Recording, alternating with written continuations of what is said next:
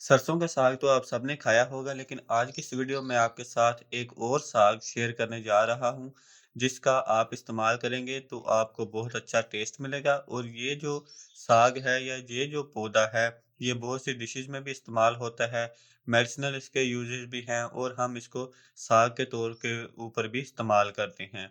तो ये कौन-सा प्लांट है, ये आपको कहाँ से मिलेगा, आपने इसको किस तरह ग्रो करना है, इसकी केयर किस तरह करनी है, ये सारा कुछ सीखेंगे आज की इस वीडियो में।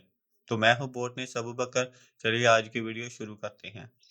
ये जो पौधा आप देख रहे हैं, इसको हम लोकल ज़ुबान में तांदला कहते हैं और इसका बॉटेनिकल नेम डाइगरा मोरिकेटा है। ये मेडिसिन में भी इस्तेमाल होता है, हम अपने किचन में भी इस्तेमाल करते हैं और ये जो है ना साग के तौर पे भी इस्तेमाल होता है। ये आपको रोड साइड पे भी मिल जाएगा और मुख्तलिफ जो खाली जगह हैं, वहाँ पे भी आपको ग्रो किया हुआ मिल जाएगा।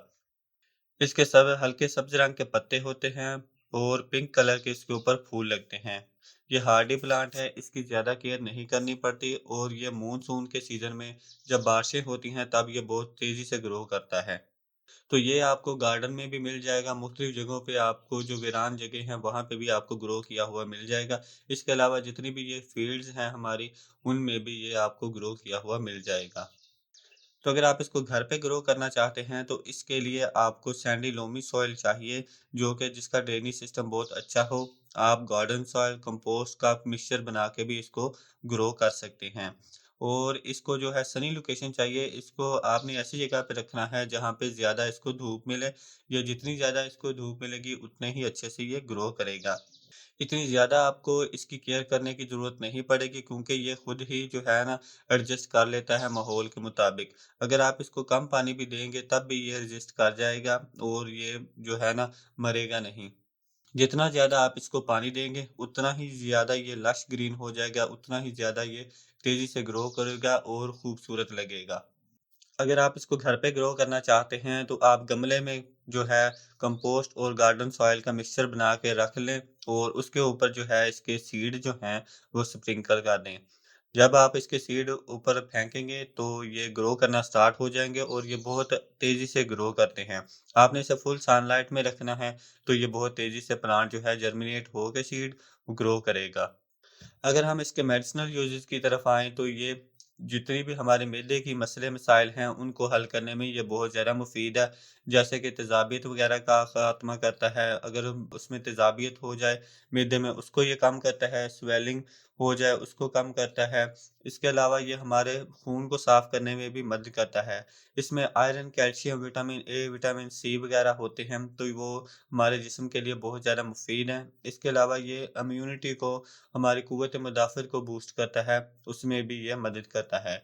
तो ये ना सिर्फ़ एक आप साग खा रहे हैं, बल्कि इसमें आपको बहुत ज़्यादा फ़ायदे भी हासिल हो रहे हैं। ये मैं कुछ पौधे आपको निकाल के भी दिखा देता हूँ कि इसकी जड़ें कितनी जो है ना ग्रो करती हैं। तो ये चेक कर लें आप, इसकी छोटी-छोटी जड़ें हैं, ये बहुत तेज़ी से इससे ग्रो करते हैं। तो आप देख लें कितनी ये करीब-करीब ग्रो हुए हैं, क्योंकि इसके जो सीड हैं, वो जब पक जाते हैं तो वो नीचे गिर जाते हैं और जब मानसून का सीज़न आता है तो फिर ये ग्रो करना स्टार्ट कर देते हैं। तो ये इसी तरह जो है ना बहुत तेज़ी से और बहुत ज़्यादा ग्रो करते हैं।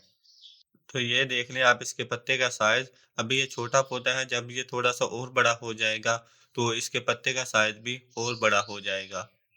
और ये आप इसके फूल को भी चेक कर सकते हैं, किस तरह खूबसूरत ये छोटा-सा फूल है। तो ये पिंक कलर में आपको नज़र आ रहा है। तो इस तरह के इसके ऊपर फूल लगते हैं और ये पत्ते इस साइज़ के होते हैं। यही फूल जब पक जाएँगे तो इसके जो बीज हैं वो ज़मीन में गिर जाएँगे और अगले सीज़न में फिर वो ग्रो हो जाएँगे। ये वाले जो पौधे हैं ये थोड़े-से साइज़ में बड़े हैं और ये बहुत अच्छे से ग्रो कर रहे हैं। तो ये भी मैं आपको निकाल के दिखाता हूँ कि ये कितने साइज़ के हो गए हैं। तो ये खुद ही ग्रो किए हुए हैं, मैंने इनको ग्रो नहीं किया, क्योंकि ये वाइल्ड हर्ब हैं, ये खुद ही ग्रो कर जाते हैं। आपको ज़रूरत ही नहीं ग्रो करने की। लेकिन अगर आप घर पे ग्रो करना चाहते हैं, तो आप इनके सीड यहाँ से हासिल कर सकते हैं और अगले सीज़न में आप उसको गमले में ग्रो कर सकते हैं। तो ये आप देख रहे हैं, ये कितने साइज़ का पौधा है और इसके पत्ते भी अब बड़े-बड़े हैं, उसके ऊपर फूल भी ज़्यादा लगे हुए हैं और फूल ये आप इसको चेक कर सकते हैं। इसके पत्तों को और जो नरम टहनी है उसको आप साग के तौर पे इस्तेमाल कर सकते हैं। साग पकाने का तरीका तो आपको पता ही है कि आपने इसको किस तरह काटना है और किस तरह इसको पकाना है। तो ये जो नरम शाखें हैं यही साग बनाने में इस्तेमाल होती हैं। ज़्यादातर पत्ते ही इस्तेमाल किए जाते हैं और ये जितना बड़ा पौधा है उतनी बड़ी इसकी जड़ है।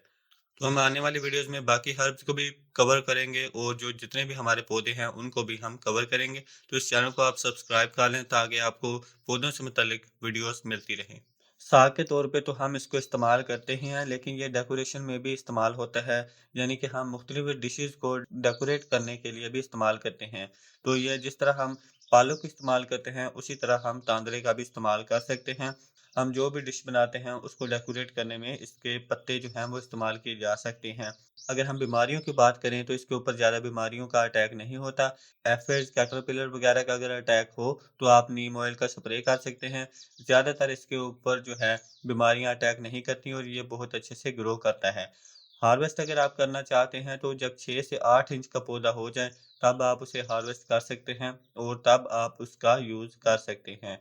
तो ये आप साग के तौर पे भी इस्तेमाल कर सकते हैं, डेकोरेट करने के लिए भी इस्तेमाल कर सकते हैं और इसके फ़ायदे मैंने आपके साथ शेयर कर दिए कि इसके कितने ज़्यादा फ़ायदे हैं। तो ये थी हमारी आज की हर्ब जिसके बारे में हमने जाना। मज़ीद पौधों की वीडियोज़ के लिए इस चैनल को सब्सक्राइब कर लें। मैं मिलता हूँ आपसे नेक्स्ट वीडियो में, तब तक के लिए अल्लाह हाफ़िज़।